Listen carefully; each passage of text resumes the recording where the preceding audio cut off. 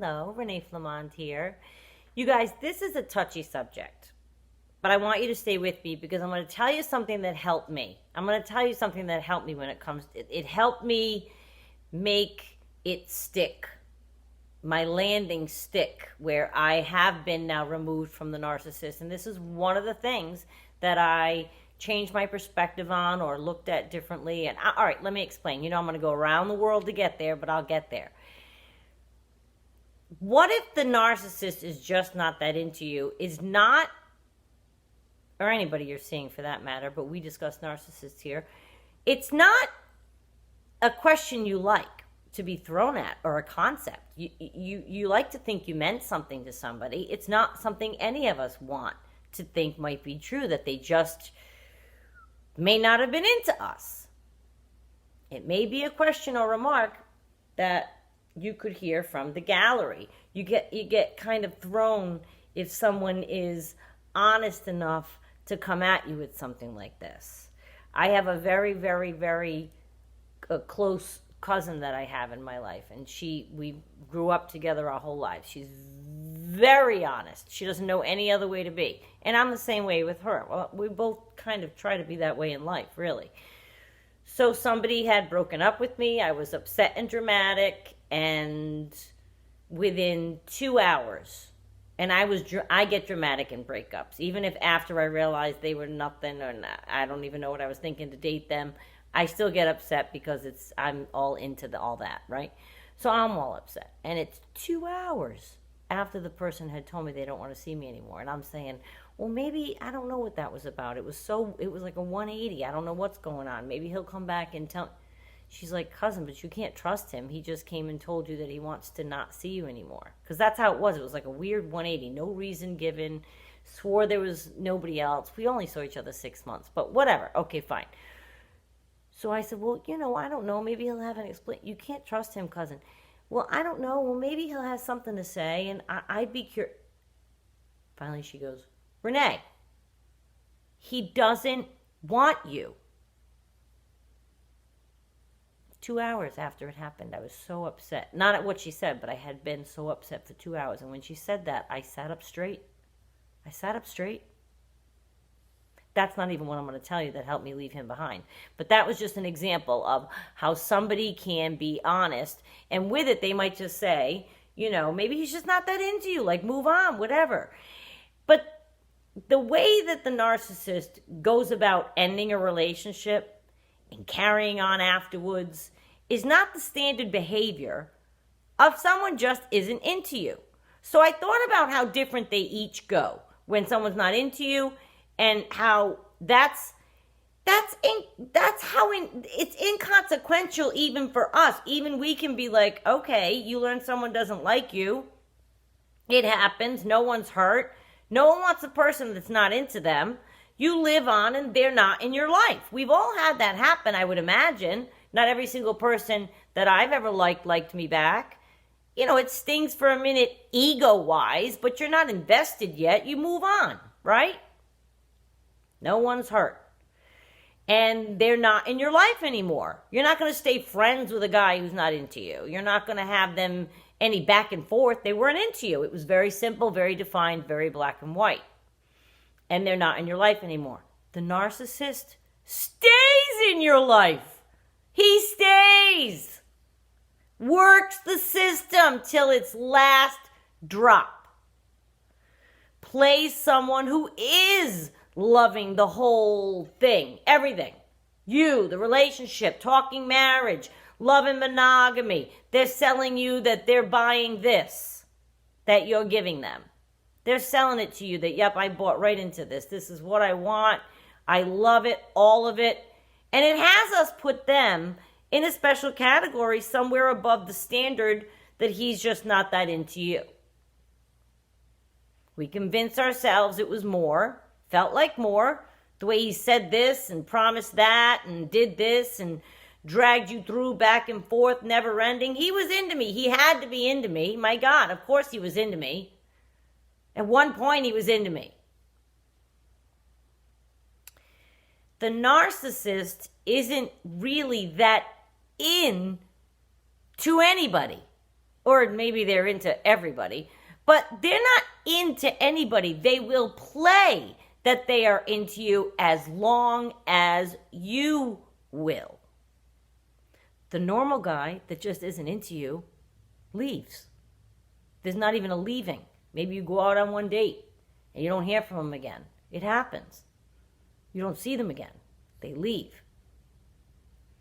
With the narcissist, remember, the minute you begin to present any kind of challenge to them, you will see the ugly come out. Okay, we've discussed that many, many times. But they don't just leave you alone. They stay and play like a cat with a toy. I always picture this. I don't have a cat, but when they do this, that's how I picture it. They're just going to stay and play. And we fight to keep it because we refuse to think that maybe he's just not that into me. You refuse to think it. Refuse. You don't want to think that could be true after such good love bombing.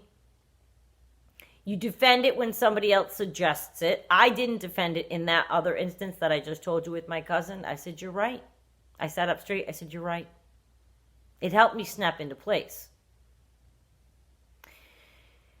This all being well thought out, I understood now, I thought, right? I thought, okay, I've reasoned through it like I do. I'm happy with how this thought reconciled itself. He was into me at least for a while, but then, having said all that, what if we flipped it? Flipped it all around.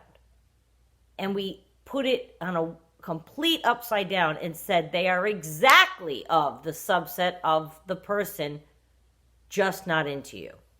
I started to think of it this way, and this is what helped me leave him back there. I don't have any more back and forth. I'm free of that. Completely 100%. One of the things is I started to think of it like I relegated him to an insignificant blip. Now, I know that this is a mindset shift and will take time, but I kept thinking about it and it helped me because people that just weren't into you are in a box of forgottens. They don't stay on your mind. Like I said, it might sting for a second. You like this one, he likes that one, they like this one, you like that. That can sting ego-wise, but no one's getting hurt if someone doesn't like them, I hope. My God, it's not personal. They just might not be into you. And you put them in a little box and they're nothing. And you forget about them. So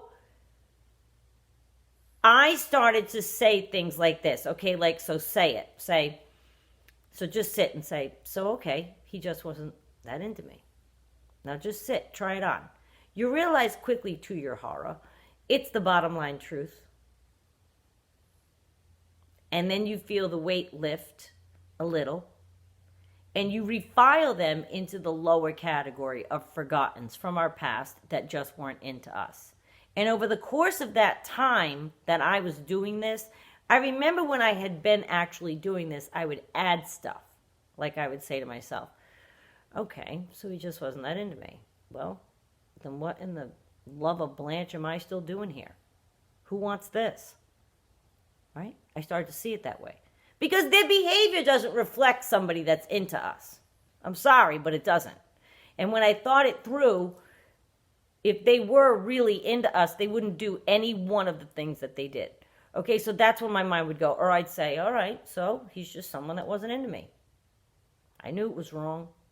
Thank you, universe, for those signals. Thank you.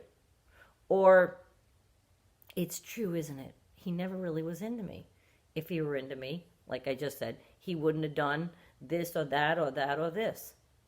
So now that I've thought it through and realized at one point that my new perspective is that he was just a guy, just a guy that wasn't into me.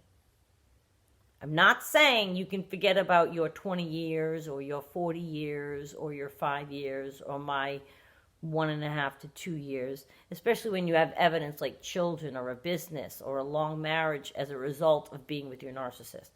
I'm not saying you can wipe that out. I respect that that can't be done. But in your heart and mind, for your own sanity, if you can just, I don't know, once I saw the truth in it, I realized that he wasn't into me at all. And he was henceforth stripped of any power whatsoever, because I'm of the set, I want someone who's into me. So it took his power away when I said he just wasn't into me. So then I don't want him. I don't want a person that's not into me.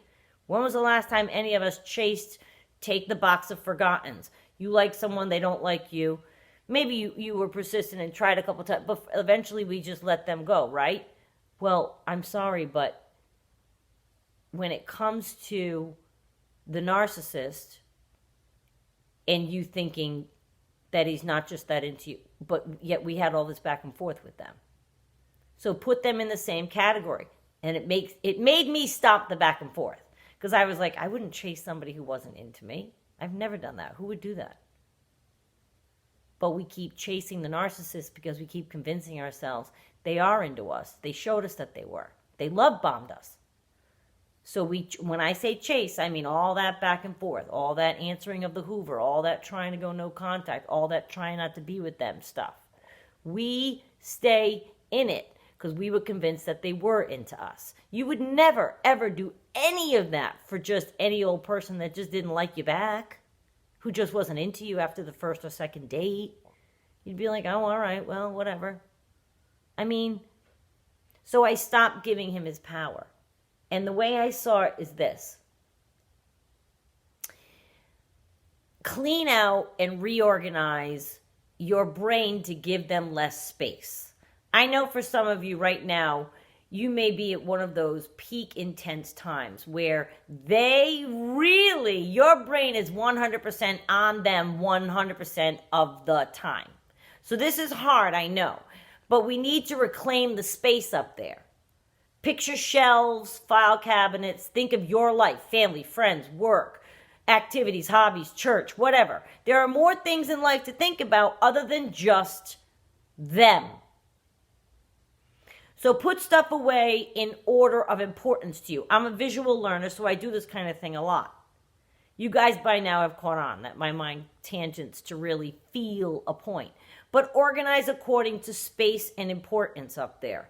Put them at the bottom shelf, back in the corner that's hard to reach, that's partially blocked by a huge box that reads memories from childhood.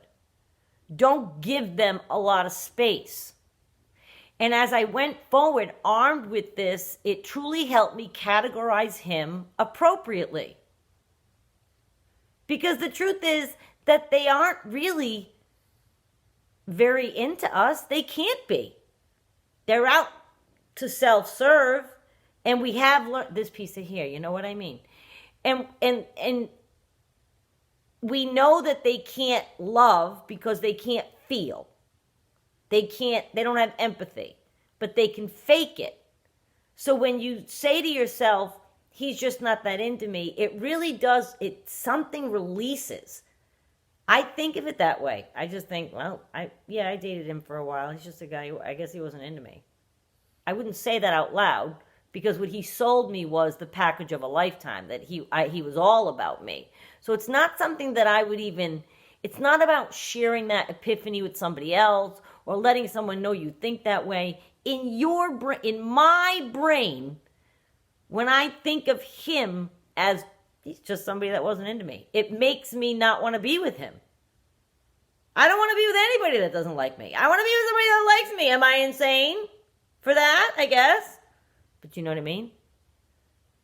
I'm tripping on my words, but I hope you understand what I'm trying to tell you. Because it helped me. It really did help me, leaving it back there. So I understand that you may have been with them for decades, and at some point maybe they were into you in the way that they chose you to marry and have children with and all of this, and things lasted for as long as they did for some of you. But if it's over now, and the way that it ended and twisted up and towards the end and things got really ugly for most of us, that's not behavior of somebody that's into us. And it's not the behavior of somebody who's just not that into us, because they wouldn't do any of that. They'd be like, I told you I didn't like you, and they'd go. You know what I mean? Yet we allow this person who we know at this point they're not into us, because nobody acts like that. Yet we keep playing as they're doing this with us. Think of them in the same box of forgottens. Would you behave or accept or tolerate or go after or chase or listen once again to more lies of a person that's already told you he's just not that into you, or that you got the sense he's just not that into me? You know if somebody's into you. They call you back. They ask you out again. You can tell. I'm not saying somebody had to say it, and I'm telling you, it made me feel powerful knowing that that's how I looked at him now. There's nothing, he can't come here and try to say anything now. I would laugh. I'd be like, you're not even into me. Stop. It sounds clown-like. It sounds ridiculous. If he ever tried to say any Hoover words or whatever, they would sound ridiculous. Because at this point, I've told myself and taught myself and flipped my brain around that this is a cat who's not into you. Now, in this case, he's a narcissist, and I don't really think he can get into anybody past himself. He's into who's ever going to serve him the most. Well, I was nothing but a whole big bucket of trouble for him, because once I caught on, I just tortured. I mean, I was just never shut up about it. But if you start to think of that, and next time that you get a phone call or whatever, and you look at it and say, well, that didn't sound like someone who's not into me, they'll say and do anything to manipulate you to call them back. We've already had all those conversations. We've said how they lie about a lot of things to get you to be with them and believe them. But if you think of it that they're going through all this effort because they're not into you, because they're not ready to lose you as supply, and it's not because they're into you, because they wouldn't do any of the things that they did if they were into you. A real person that's into someone isn't going to betray them left and right, or lie, or make their lives miserable, or make the person miserable. It doesn't work like that. The person who's into you wants to make you happy. So, were they a person that just wasn't into us? I think that it is, yeah. I think I landed on yes, and it helped me.